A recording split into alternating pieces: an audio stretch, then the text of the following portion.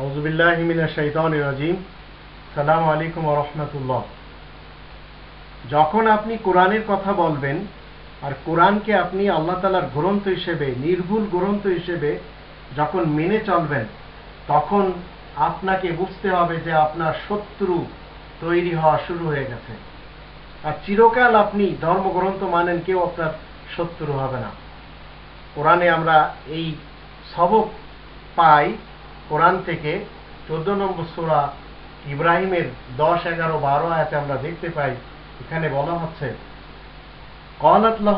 ক্বালাত রুসুলুহুম আফিল্লাহি শাক্কুন ফাতিরিস সামাওয়াতি ওয়াল আরদ ইয়াদউকুম লিয়াগফিরা লাকুম মিন যুনুবিকুম ওয়া ইউআখিরাকুম ইলা আজালিন মুসাম্মা ক্বালু ইন আনতুম ইল্লা বাশারুম মিসলুনা তুরিদুনা আন তাসুদ্দুনা আম্মা কানা ইয়াবুদু আবাউনা ফাতুনা বিসুলতানিন মুবিন।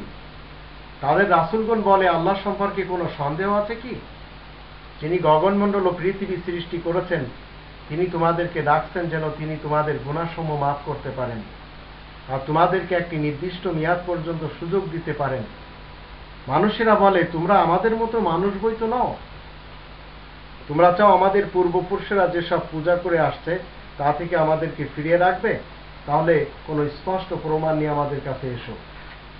ক্বালাত লাহুম রুসুলুহুম ইন নাহনু ইল্লা বাশারুম মিসলুকুম ওয়ালাকিন্নাল্লাহা ইয়ামুন্নু আলা মান ইয়াশাউ মিন ইবাদি ওয়া মা কানা লানা আন নাতিয়াকুম বিসুলতানিন ইল্লা বিইজনিল্লাহ ওয়া আলাল্লাহি ফালিয়াতাওয়াক্কালিল মুমিনুন।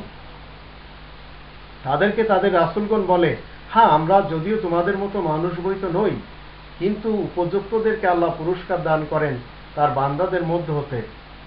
তবে আল্লাহ তাআলার হুকুম ছাড়া তোমাদের জন্য কোনো দলিল প্রমাণ নিয়ে আমরা আসতে পারবো না যতক্ষণ তিনি আমাদের অনুমতি না দেবেন। তেমন ক্ষমতা তো আমাদের নেই। আল্লাহ তাআলার উপরেই তো মুমিনদের ভরসা করা উচিত।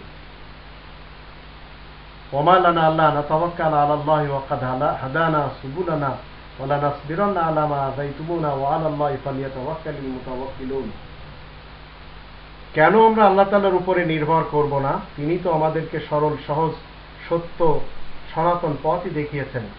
তোমরা আমাদের যতই কষ্টকের যন্ত্রণা দিচ্ছ, তাতে আমরা ধৈর্য অবলম্বন করেই থাকব। আসলে নির্ভরশীলদের কর্তব্য হচ্ছে আল্লাহ তাআলার উপরেই ভরসা করা। যখন যখন একজন মানুষ শুধু কোরআনের কথা বলে, তখন তার চারিপাশে শত্রু হওয়া শুরু হয়ে যায়। আর যখন বলে যে নবীরা সবাই ছিল বাশার, তো একদল তারা নবীদেরকে নূর মান্য করতে যে এই বাশার নবীদের অনুসরণ করা পরিত্যাগ করে দেয়। এর জন্য দায়ী হচ্ছে কমার্শিয়াল বক্তৃতা দানকারীরা। ভণ্ড মৌলবীদের কারণে সমাজ নষ্ট হয়ে গেছে। মানুষকে যারা কোরআনের প্রচারক, তাদের বিপক্ষে দাঁড় করাচ্ছে এই কমার্শিয়াল বক্তৃতা দানকারীরা।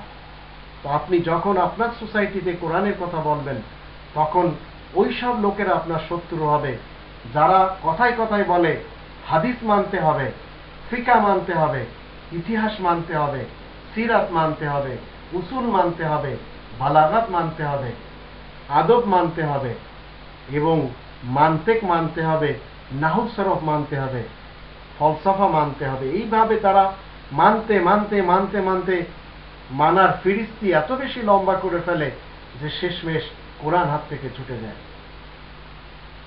তো এই কোরআন একমাত্র যখন আপনি মানবেন, তখন সমাজের কিছু লোকেরা আপনার শত্রু হয়ে যাবে।